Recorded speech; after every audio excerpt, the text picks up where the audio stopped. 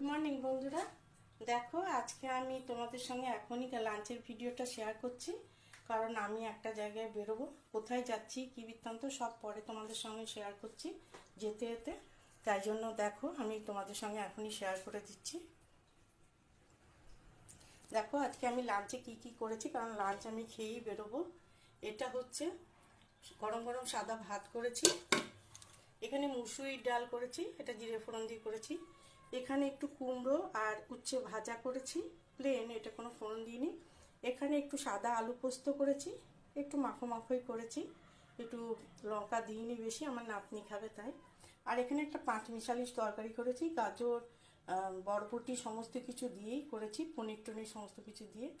এই হচ্ছে আজকে আমার লাঞ্চের মেনু।